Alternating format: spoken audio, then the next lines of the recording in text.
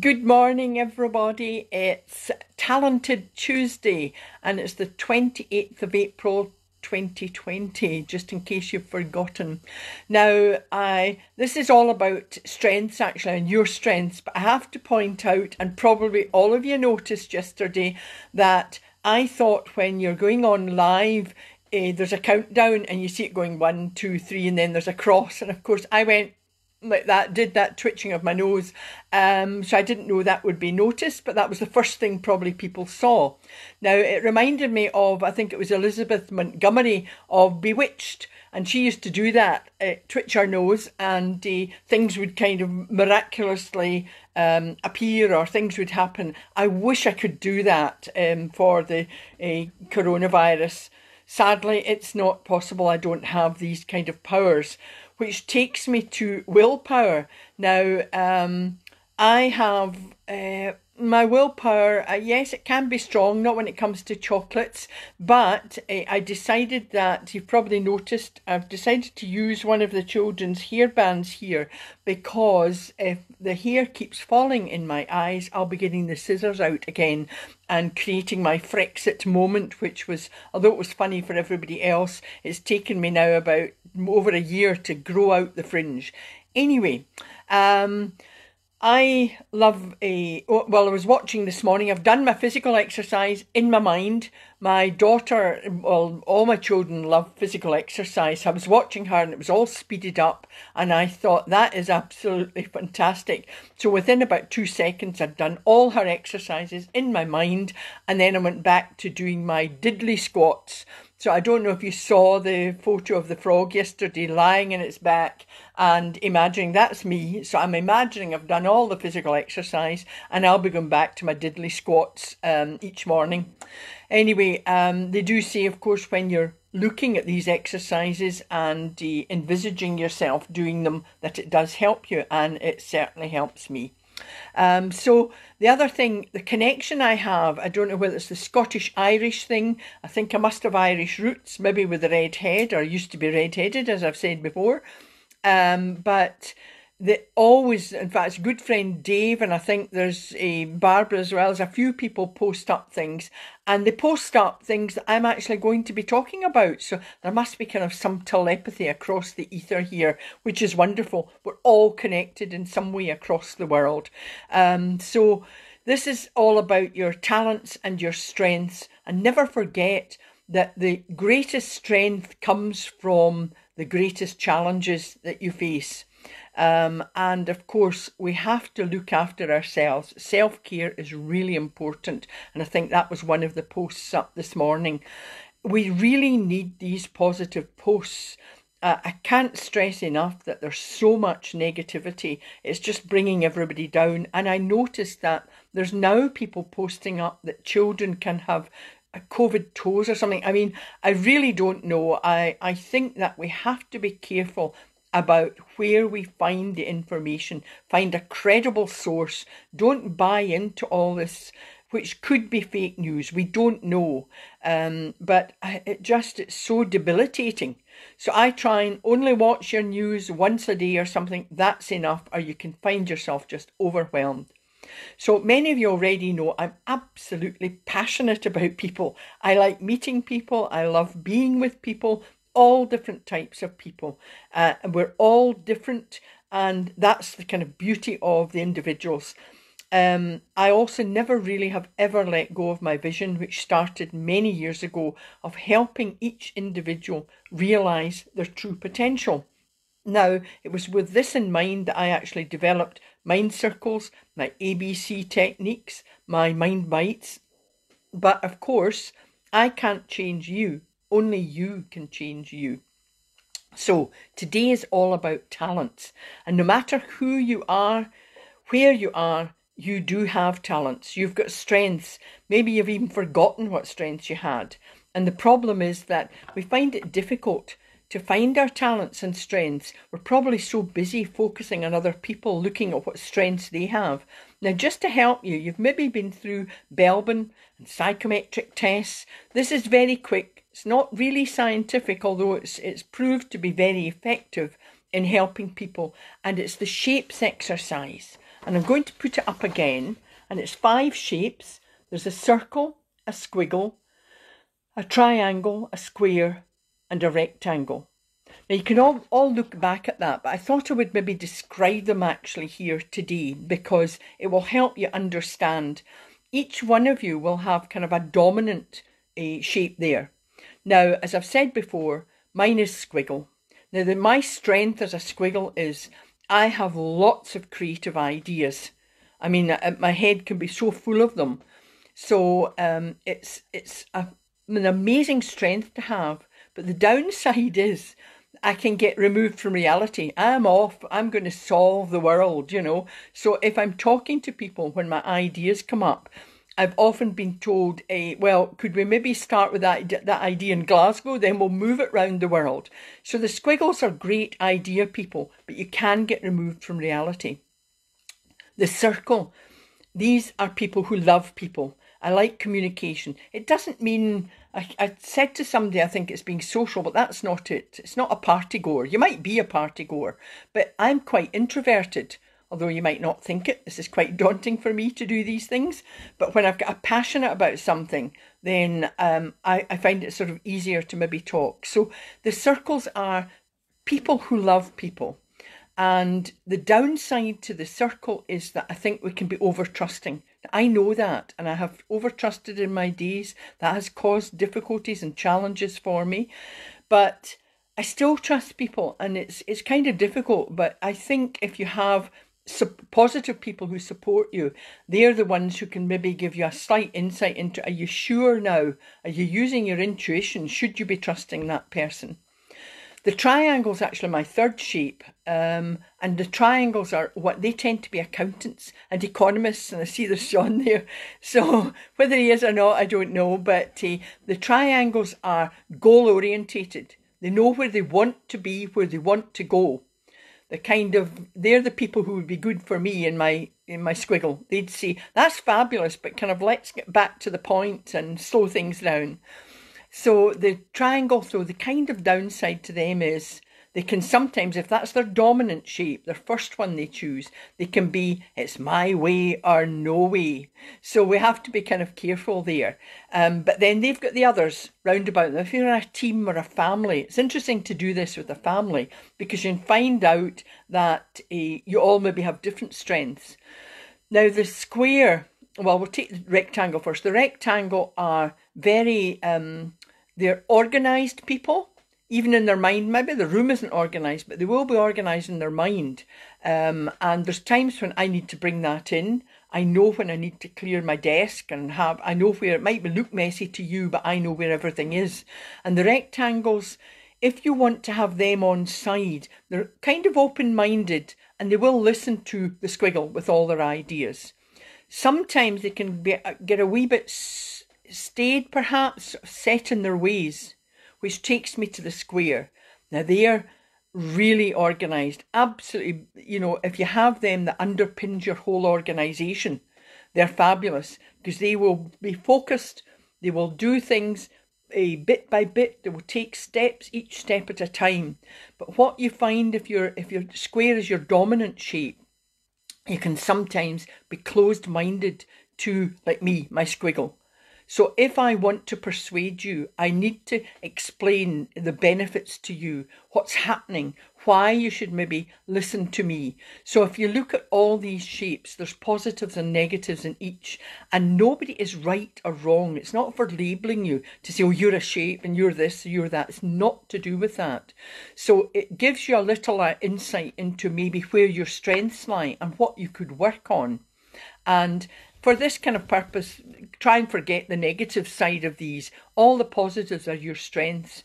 So today is to kind of find out your talents. I want you to ask yourself these questions. Now you can answer them after the video. We don't have time obviously to write them down just now. But if you re-listen to the video, you can actually answer these in your own time. What are you passionate about? Now write that down, maybe put it in this cookie jar we talked about earlier, or on your aspiration board or your achievements board.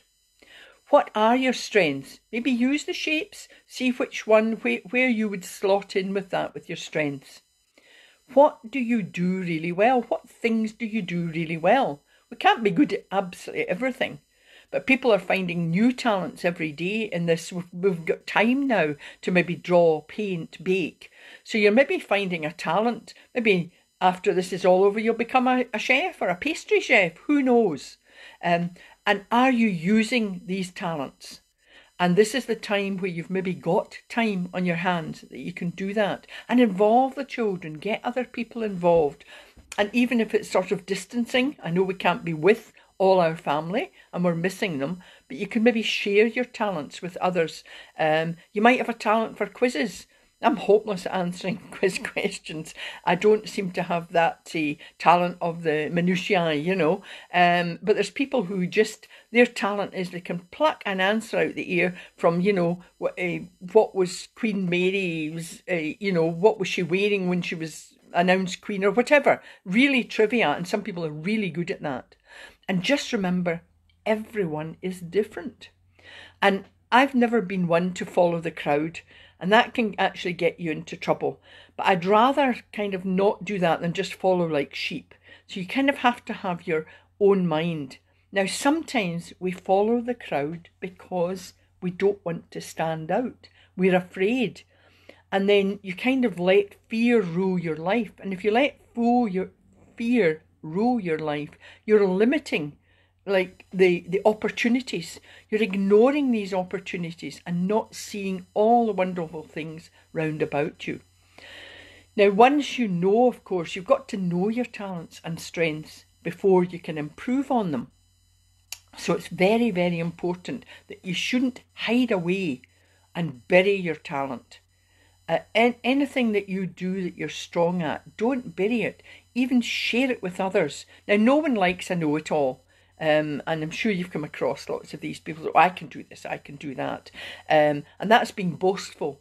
I think one of the things that's maybe been knocked out of us when we're children is you think, you know, you can say, I'm really good at this. And then, you know, they say, oh, look, you know, don't talk about yourself. That's being boastful.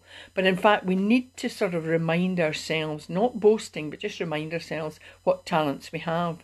And I find it interesting sometimes. I would say, like, who is creative? And most people, when we're adults, they think of creativity as art or painting or writing.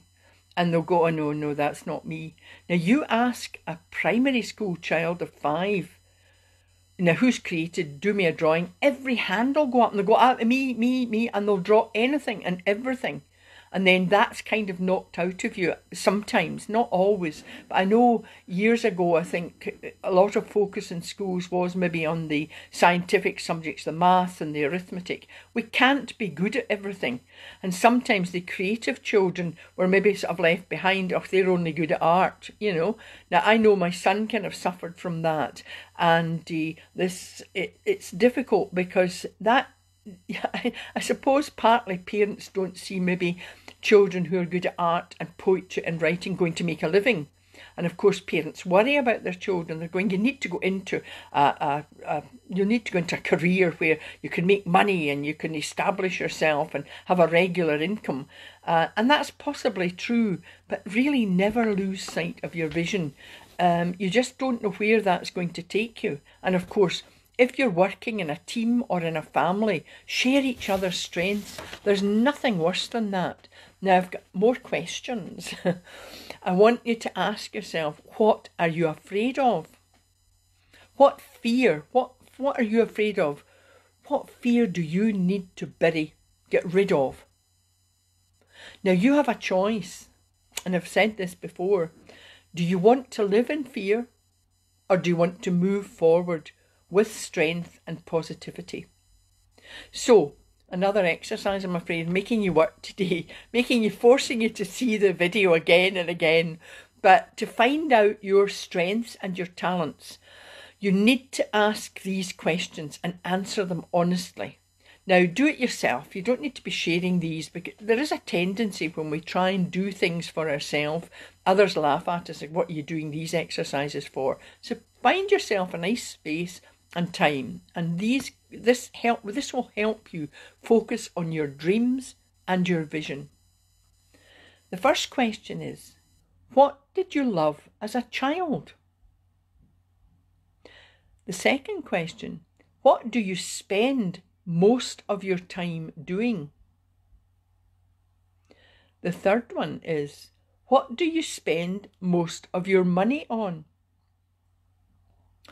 The next one is, what makes you feel strong in mind? And the lastly is, I bet others know your strengths and weaknesses, but do you know your strengths? Now you can kind of look at the weaknesses because you may need to work on them to bring them to your strengths, but you're focusing on you, and by answering these questions you can identify your strengths and make the most of these and your talents.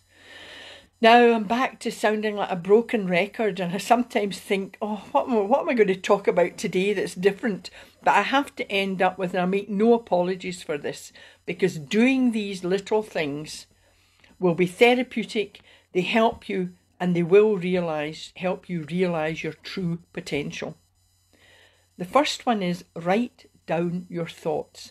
In fact, I was sharing with a motivation kind of workshop with a company yesterday, and it's sometimes difficult to know when you don't know the people whether they're actually carrying out these exercises. So feedback is important. It's great when they contact me and say, oh, that was really worthwhile, I did this exercise, and then they shared some things as well, and one of them found an article on how therapeutic self-writing is. So you're writing down your thoughts. Now this can be challenging because you need time and space. And of course, if you've got babies and young children, you just really don't have that. You're running around like a blue fly. I nearly swore there. That's not good. So you're probably multitasking. And this is when you have to bring in, do you remember my talking about the SA and the FA? SA is some attention, and FA is not F all. It is full attention. So you need to bring full attention to whatever you're doing. So try and find time and space for yourself. And it can, I'm not asking you to sit down and write your War and Peace journal. It's just a minute or two. Just write down maybe a strength that you found today. Fabulous cake was baked. Could be as simple as that. Or I managed to do a drawing today that I've never drawn before. I managed to calm the baby today. So it can be little things, but these are your strengths, and you write them down because you can look back on these and remember they're for your eyes only. So when you write your thoughts down, you're actually connecting with yourself. You're connecting with your mind.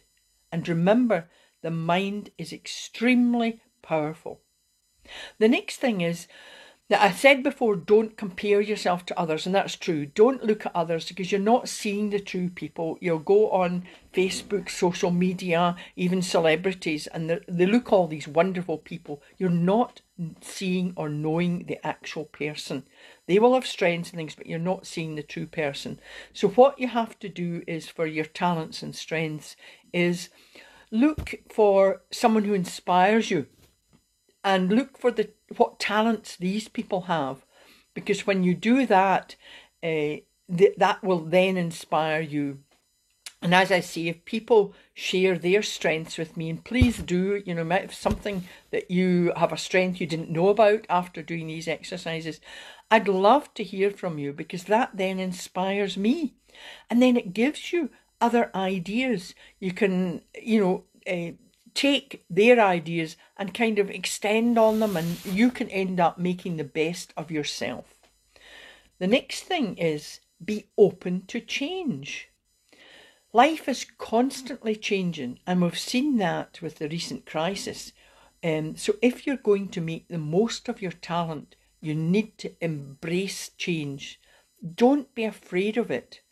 And the biggest change for many of us is change your mindset. Stop this negativity. As soon as you feel yourself drowning in this negativity, you need to pull yourself up. And that's when I do my ABC. and I'll go through that in a little while as well. Now, the uncertainty that we're in is frightening, but then life is uncertain. We don't know what's round the corner from us, and much of this is outside of our control. We can't control everything, so you can only do what you can control. And then, as I say, put your talents and your strengths in a jar. Put them onto an achievement board, an inspiration board, so that you inspire yourself. And you can actually, children love doing these kind of things. You can get children to do that as well. So they're putting their strengths up on a board. We're so quick to kind of look at all the flaws. We need to be promoting this, but not making them arrogant. You know, we want them to realise that life can also be challenging, but they've got to be able to face these.